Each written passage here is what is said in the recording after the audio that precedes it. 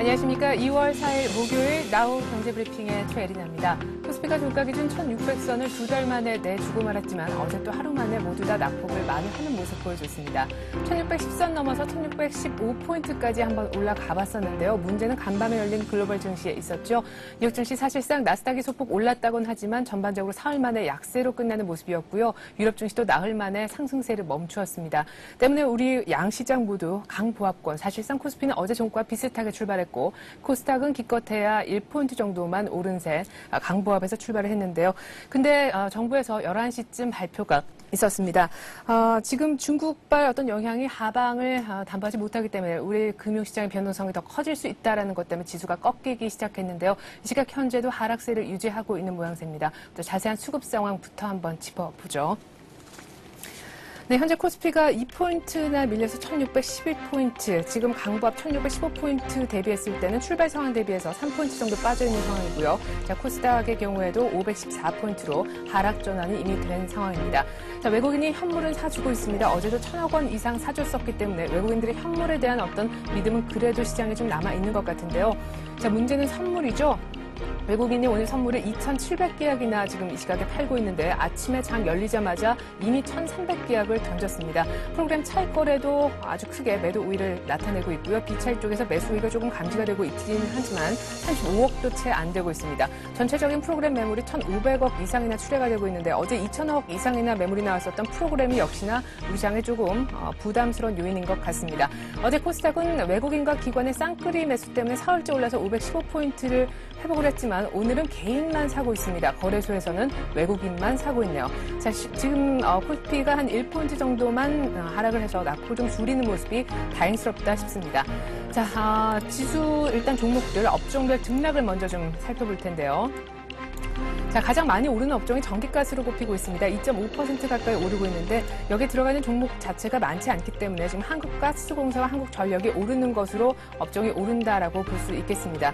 자, 운수 장비 쪽에서는 말이죠. 오늘 현대모비스가 4%나 급등하고 있고요. 현대차도 3% 급등하면서 도요타에 대한 반사 이익을 운수 장비 섹터가 제대로 누리는 모습입니다. 의료 정밀에서도 삼성 테크인, 삼성 이미징의 선전이 보여지고요. KC텍이 2%나 급등하고 있는데 삼성전자 하이닉스 기술 유출에 따른 반사 이익을 보는 종목이다라고 오늘 여러 가지 분석이 나오고 있습니다. 때문에 수혜를 받고 있다라고 보시면 될 것 같고요. 기계 쪽에서도 두산중공업이 오늘 1.5% 이상이나 매수세를 받고 있습니다. 자, 반대로 좀 약한 쪽은요. 어제 많이 올랐던 업종이라고 보시면 될 것 같습니다. 은행, 증권 모두 1.5% 내외로 밀리고 있고요. 건설업종도 어제 크게 올랐었죠. GS건설이 9%나 급등했었는데 오늘 2%, 대림산업도 3% 모두 매물을 토해내면서 오늘 다시금 약세 업종으로 꼽혀지고 있습니다. 그리고 유통업종도 오늘 좀 약한 것이 안타까운데요. 롯데쇼핑이 무려 3%나 급락하고 있고요. 신세계도 1% 정도 내리고 있습니다. 자, 삼성전자가 말이죠. 어제 하이닉스 반도체 쪽으로 기술 유출이 이루어졌다는 소식에도 불구하고 올랐었는데요. 삼성전자가 다시금 좀 조용한 모습입니다. 아직까지 이렇다 할 방향성이 나타나고 있지 않고요. 자, 관련해서 하이닉스 먼저 보죠. 하이닉스가 3% 급등하고 있습니다. 어제 여러 가지 논란들이 많으면서 3% 내렸었는데 오늘 다시금 그대로 회복을 하고 있는 모습이 다행스럽다 싶습니다. 자, 말씀드렸듯이 현대차 오늘 분위기 좋고요. 포스코가 다시금 내리는 것이 철강 업종을 조금 끌어내리는 요인이라고 보여집니다. 한국전력은 또 전기가스 요금 오른다라고 하니까 반사이익을 또 누리는 그런 모습이고요. KB금융은 나홀로 약세였는데 오늘 신한지주까지 함께 끌어내리고 있습니다. 실적이 좋지 못하죠. LG전자 오늘 마이너스고 LG화학, LG디스플레이 모두 다 낙폭이 크고요. LG디스플레이가 특별히 2% 낙폭으로 분위기가 더 안 좋습니다. 현대중공업이 어제 5% 내렸었는데 추가적으로 더 내리고 있습니다. 우리금융이 1% 내리고 있습니다. 어제 5% 급등한 데 따른 매물이 나오는 듯이고요. 자, 기업은행이 일단 정부 상대로 300억 정도 유상 증가한다 그래서 다른 금융주보다 낙폭이 더 크다라고 볼 수가 있겠습니다. 롯데쇼핑도 2.8% 급락하고 있고요. 오늘은 삼성물산마저 내려버리네요. 삼성전기는 그나마 좀 견조한 모습입니다. 자, 코스닥 분위기 한번 보죠. 자, 대장주인 서울반도체가 웬일입니까? 5%나 급락하고 있는데 말이죠. 역시나 실적 때문에 좀 발목이 잡히는 것 같습니다. 4분기 어닝 쇼크 때문이겠죠. 셀트리온 외국인들의 매수세 어제 이어서 받고 있고 태움도 어제 급등한 데 따른 매물이 오늘 3% 가까이 나오고 있습니다. 다음도 2% 이상 밀리고 있고 CJ호쇼핑, 포스테이터는 3% 이상 오르고 있습니다. 네오세미텍도 오늘 3% 급등하고 있네요. 네, 현재 코스피가 2포인트 하락, 코스닥도 여전히 약보합 정도로 상승 반전은 이렇게 지금 못하고 있는 상황인데요. 보다 자세한 이 시각 주식시장 상황 전문가 연결해서 한번 들어보도록 하겠습니다. 동해종금증권의 원상필 연구원 전화 연결하겠습니다. 안녕하세요. 네, 안녕하십니까? 네, 어제 우리 코스피가 종가 기준 드디어 5일 이평선은 회복을 해서 단기적으로 좀 투매 심리는 진정이 됐다 싶었는데 아직까지 120일 이평이 회복이 좀 안 되는 모양새인데요. 네, 그렇습니다. 일단 말씀하신 것처럼 이제 단기 이평선을 회복하면서 시장이 반등 시도를 보여주고 있는데요. 하지만 이제 큰 틀에서 봤을 때 여전히 코스피 지수는 급락 이후에 횡보 국면에 머물러 있다라고 볼 수 있습니다. 이유는 이제 크게 두 가지 관점에서 볼 수 있는데요. 첫째는 이제 계속적으로 시장이 하락하는 과정에서 투자 심리가 약화되어 있는 상황이고요.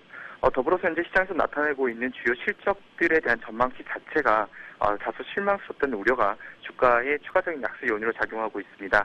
반면 미국 같은 경우에는 지금 발표되고 있는 주요 경제 지표들이 일제히 서프라이즈를 기록하면서 이러한 긍정적인 재료들과 악재들의 충돌 속에서 주가 역시 방향을 찾지 못하고 있는 모습입니다. 네, 일단 선물적 얘기를 안 할 수가 없을 것 같습니다. 베이시스는 계속 백오데이션 상태를 유지를 하고 있고 언제쯤 프로그램 쪽에서 좀 많이 매수 우위가 잡혀질까라는 생각이 드는데 이제는 글쎄요 순찰장고가 마이너스권으로 접어들었기 때문에 프로그램 매물 압박이 크게 없을 것이다라는 분석도 있더라고요. 어떻게 보시는지요? 네, 중요한 부분을 지적해 주셨는데요. 현재 그 프로그램 순차익 잔고는 말씀하신 것처럼 마이너스권으로 돌아서 있는 상황입니다. 지금 매수 차익 잔고보다 매도 차익 잔고가 많은 상황이고요. 이와 같은 상황이 발생한 이유는 그동안 베이시스가 지속적으로 약세를 기록했기 때문인데요. 현재 매수 차익 잔고의 절대적인 금액 자체를 보게 되면 이제 사실상 시장에 추가적으로 나올 수 있는 매물은 극히 제한적인 상황입니다. 물론 베이시스가 추가적인 백오데이션을 기록하게 될 경우에는 매도 차익 거래가 집행이 되겠지만 현재 전체적인 시장 여건이 매도 차익 거래가 적극적으로 진입하기에는 부담스러운 베이시스 수준이 이어지고 있는 상황이고요. 특히 현 국면부터 시장이 바닥을 찾고 반등하게 될 경우에는 베이시스 역시 플러스 국면으로 빠르게 회복될 수 있다는 측면에서 향후 프로그램 차익 거래는 시장의 악재보다는 오히려 우군으로 작용할 가능성이 높다라고 보고 있고요. 이러한 측면에서 최근 매수 차익 잔고와 매도 차익 잔고의 역전 현상이 나타나고 있는 점은 시장의 단기 바닥 확인 가능성을 높이는 부분이라고 보고 있습니다. 네.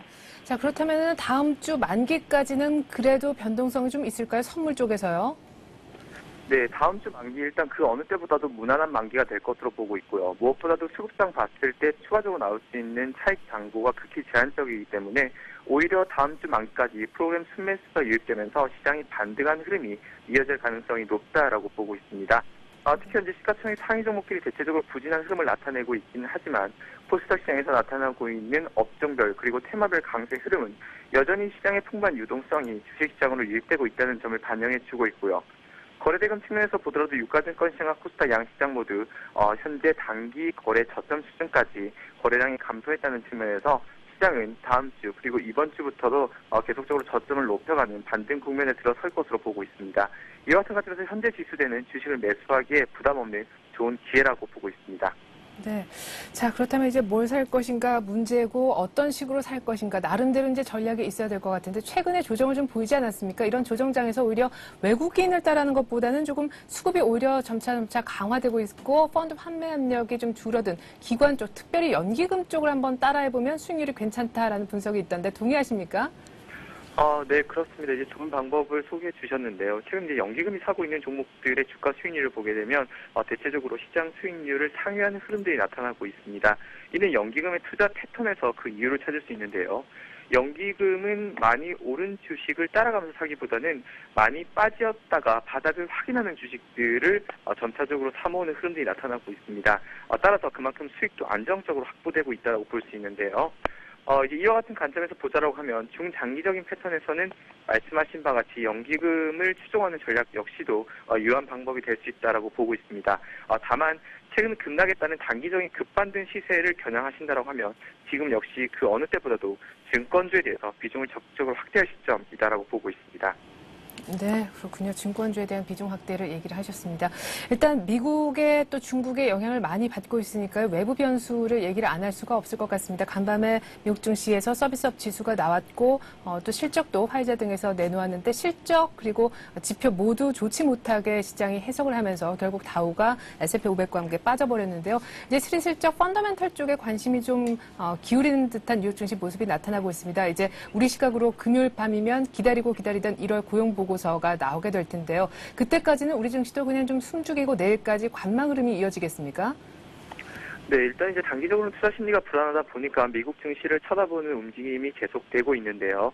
일단 고용 보고서 같은 경우에는 전체적으로 봤을 때 그동안 미국 경제를 가장 억눌렀던 이 고용 부분에 대해서 시장이 어느 정도 긍정적인 수준의 답변을 해줄 것으로 보고 있습니다.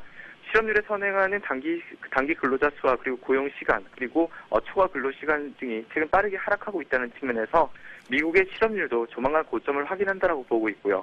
이러한 부분들은 시장이 큰 호재 이상의 의미를 던져줄 것으로 판단하고 있습니다. 따라서 미국 증시도 이러한 부분에 대해서 기대감을 가지면서 재차 상승 국면에 들어설 것으로 보고 있고요. 이는 코스피에도 긍정적인 모멘텀을 제공해줄 것으로 보고 있습니다.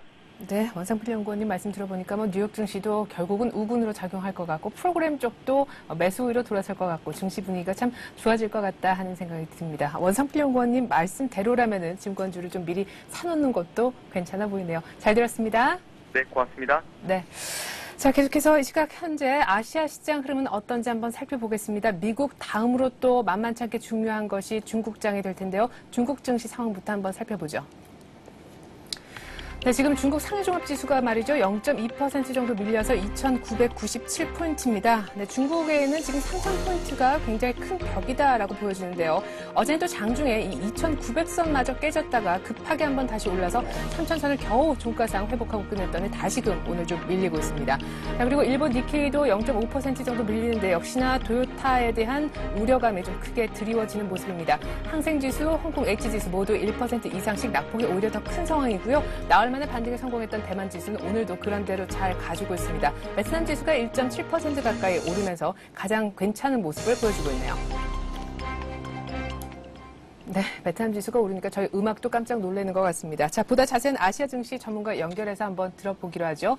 리딩 투자증권 우성재 연구원 만나보겠습니다. 안녕하세요. 네, 안녕하세요. 네, 상하이종합지수 어제 6일 만에 3,000선 회복해서 이제 좀 안도감이 생겼다 싶었는데 다시금 하락해버리고 말았네요. 예, 지금 상하이 종합주가지수 3,000선을 다시금 하회하는 모습이었습니다. 어제 장막판에 3,000포인트를 돌파하는 모습 보이면서 시장에서의 안도감이 나오는 모습이었지만 지금 이러한 흐름이 미 증시의 약세 움직임을 보였던 만큼 시장에서의 매도 물량 또한 나오고 있는 모습입니다. 결국 지금 장중 변동성이 확대되고 있는 모습 보여주고 있는데요. 지금 2,968포인트대까지 하락한 이후에 다시금 상승 반전한 낙폭을 줄이는 모습 보이면서 현재 상하이 종합주가지수는 2,993포인트대 장 움직임 보여주고 있습니다. 지금 중국에서는 1분기 신규 대출 규모가 2조 4천억 위안으로 예상이 되고 있습니다.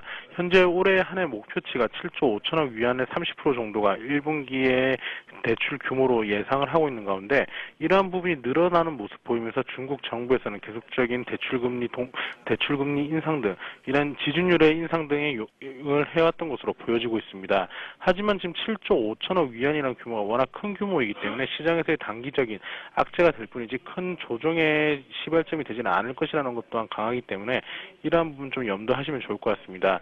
지금 물가 상승이 예상보다 빠르게 상승하는 모습을 보이면서 68%의 소비자들이 향후 12개월 동안 물가가 오를 것이라는 예측을 했었습니다.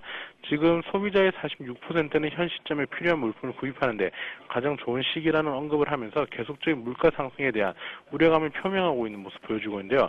지금 중국 발전개혁위원회 거시경제연구원 부원장은 올 2분기에 소비자 물가지수가 상승폭이 3.5%를 기록할 것이라고 예상했었습니다. 하지만 곡물 생산 6년 연속 크게 늘어나고 있는 모습인 만큼 올 한 해 소비자 물가지수가 큰 폭으로 상승하지 않을 것이라는 언급을 내놨었는데 결국 지금 중국 정부에서 지급준비율 인상 이후에 새로운 출구 전략을 도입하기 위해서는 소비자 물가지수가 어떻게 되는지 여부가 좀 중요할 것 같습니다. 올해 금리 인상이 불가피하긴 하지만 조정 시점과 시기가 중요하다는 하는 모습을 보이면서 지금 이러한 부분이 계속적인 중국 경제에 큰 악재가 되기보다는 단기 악재로 적용할 수 있기 때문에 이러한 부분을 크게 염두하지는 않아도 된다는 언급을 내놨었는데요. 지금 중국 본토지수 계속적인 상승의 흐름을 이어져 나가지 못하고 장중 변동성을 확대하는 모습 보이면서 투자 심리가 냉각되고 있습니다. 이러한 흐름을 보이고 있지만 중국 본토지수가 큰 급락보다는 2,900선에서의 지지 그리고 3,200선 내외의 큰 박스권 장세 움직임이 예측되고 있기 때문에 이러한 부분 염두하시고 접근하셔야겠습니다.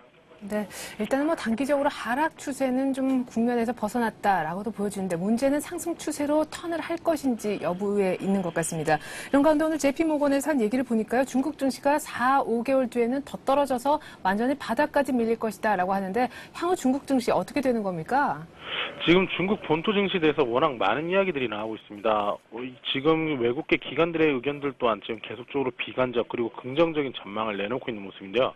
지금 중국 같은 경우에 여러 투자 기관에서는 이제 4,000포인트로 오를 수 있을지 여부에 따른 지금 이야기들이 꾸준히 나오고 있습니다. 지금 JP모건 같은 경우에는 지금 자본시장 상황이 복잡하다는 이야기와 함께 올해 지수 고점을 3,800포인트로 예상을 하면서 4,000포인트 돌파는 어렵다는 언급을 내놓고 있지만 지금 다른 쪽에서는 4,000포인트 선을 돌파할 수도 있다는 언급이 나오는 등 시장별 그리고 그 기간별로 좀 다른 모습을 보여주고 있는 모습인데요. 지금 시장에서의 아직까지 변동성이 확대되면서 저점을 확인하지 못하고 있는 만큼 시장에서의 부담감은 커지고 있는 상황은 사실입니다. 하지만 지수가 크게 급락하는 것을 중국 정부에서도 원하지 않고 있는 만큼 이러한 부분이 나왔을 때 또 다른 새로운 증시 부양책이 나올 수도 있기 때문에 주가가 큰 급락을 하기보다는 단기 바닥 시 저점에서 분할 매수로 시장을 대응하는 방법으로 접근하시는 게 좋을 것 같습니다. 네, 자 한번 이제는 일본 쪽으로 눈길 한번 돌려보자고요. 어제 상승 마감 수출주가 좀 강세를 보여서 마감을 했었고 오늘 오전장도 개장할 때만 해도 분위기가 좋았었는데 꺾여버렸거든요. 토요타 악재 때문입니까? 지금 일단 일본 같은 경우에도 지금 아시아 증시 동반 영향을 받는 모습입니다. 지금 토요타 실적에 대한 우려감이 커졌던 만큼 시장에서의 장 초반 상승 추세가 이어지는 모습이었지만 결국 약세로 장 마감하는 모습이었는데요. 일본 니케이 지수는 0.58% 하락한 1,344포인트대 장 마감하는 모습 보이면서 시장에서의 불안감을 나타내는 모습이었습니다. 일본 같은 경우 신용평가 손익률이 2주 연속 하락세로 전환되는 모습 보이고 있는 상황이지만 제가 어제 말씀드렸던 신용 매수 잔고가 계속적으로 유입되는 모습 보이면서 시장은 크게 하락을 이어져 나가지는 않을 것 같습니다. 지금 이러한 모습 보이면 시장에서의 부담감도 나오고 있는 상황이고 또 일본 경제 지표 또한 안 좋은 모습을 보이면서 시장에서의 부담감이 나오고 있는 상황인데요. 일본의 12월 현금 급여가 전년 동기 대비 6.1%나 하락하는 모습을 보이면서 시장에서의 부담감을 나타내고 있다고 보시면 좋을 것 같습니다. 12월 현금 급여가 1인당 54만 9,259엔으로 전년 동월 대비 6.1% 감소하는 모습이었는데 19개월 연속 감소세를 나타내면서 시장에서의 부담감을 나타내고 있는 상황입니다. 지금 토요타 악재 또한 시장에서의 부담감을 나타내면서 지금 토요타 자동차 같은 경우는 전일 대비 3.8%나 하락하는 모습을 보이면서 시장에서의 충격을 나타내고 있는 모습입니다. 결국 니케이 지수 오늘 토요타 자동차 실적에 대한 부담감이 큰 만큼 시장에서의 이러한 모습 속에서 혼조 장세 움직임이 예측되고 있습니다. 네, 우리 현대차는 3% 급등하고 있네요. 잘 들었습니다.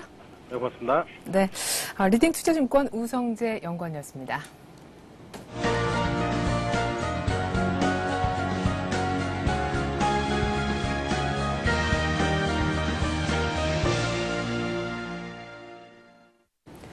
이 시각 주요 뉴스입니다. 장바구니 체감 지표인 생활 물가가 지난 1월 급등한 것으로 조사됐습니다.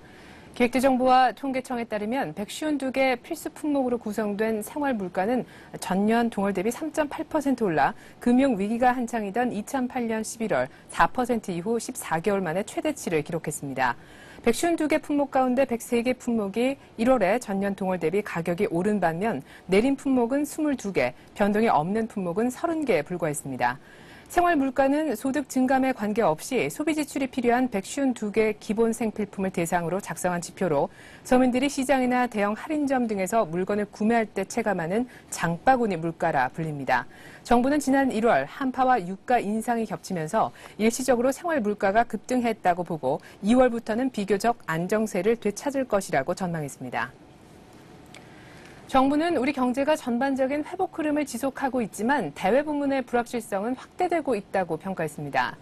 기획재정부는 최근 경제 동향, 이른바 그린북에서 최근 우리 경제는 지속적인 회복 흐름을 보이고 있으나 빠른 회복에 대한 기저효과와 신종플루, 폭설, 이상 한파 등 일시적 요인과 대외 여건의 불확실성 등으로 다소 조정을 받고 있다고 분석했습니다. 대외 부문의 불확실성이 증대되는 원인으로는 유가 상승과 중국의 유동성 조절, 유럽의 신용 불안 등을 지적했습니다. 이에 따라 정부는 당분간 확장적 거시정책 기조를 유지하고 상반기 재정 조기 집행을 추진하기로 했습니다. 급속한 고령화와 경기 침체로 경기 활동을 하지 않는 60세 이상 인구가 500만 명을 돌파했습니다. 비경제 활동 인구 가운데 60세 이상이 차지하는 비중이 이로써 30%를 넘어섰습니다. 60세 이상 10명 가운데 3명만이 경제 활동을 하는 셈입니다. 기획재정부와 통계청에 따르면 작년 12월 60세 이상 비경제활동 인구는 500만 9천 명으로 전년 동월 대비 30만 9천 명 증가했습니다. 60세 이상 비경제활동 인구가 월 500만 명을 넘어선 것은 처음 있는 일입니다. 이 같은 증가세에는 고령화와 경기 침체 탓도 있지만 고령자가 다수 참여하고 있는 희망 근로사업이 대부분 종료돼 비경제활동 인구로 편입된 영향도 있었던 것으로 보입니다. 감사원이 최근 경기도 성남시를 비롯한 일부 지방자치단체 호화청사 신축 논란과 관련해 해당 지자체에 대한 예비조사에 착수했습니다. 감사원 측은 최근 각 지자체 신축 청사에 대해 대규모 호화청사 논란이나 에너지 소비 등에 대한 문제점이 거론돼 제반사항 점검에 나섰다며 감사 배경을 설명했습니다. 감사원은 2010년 감사 계획에 따라 지난 3일부터 24개 기관을 대상으로 예비조사에 착수했고 신축 규모의 적정성, 재원 조달 내역 등을 점검해 선별 감사할 예정입니다. 네, 현재 코스피가 계속해서 내림세를 지금 지속을 하고 있습니다. 글쎄요, 일단 뉴욕 증시가 이틀간 급등을 한 뒤에 다시금 숨고르는 모습을 보였기 때문에 우리 증시도 미국 증시를 지금 커플링하고 있지 않나 싶은데요. 일단 뉴욕에서 고용 보고서가 나오기 전까지는 관망세가 뚜렷할 것 같습니다. 일단 이 시각 현재 코스피는 1610선 정도를 지지하는 정도에 그치고 있습니다. 남은 오후장 대응 잘 하시고요. 저는 내일 다시 오겠습니다. 고맙습니다.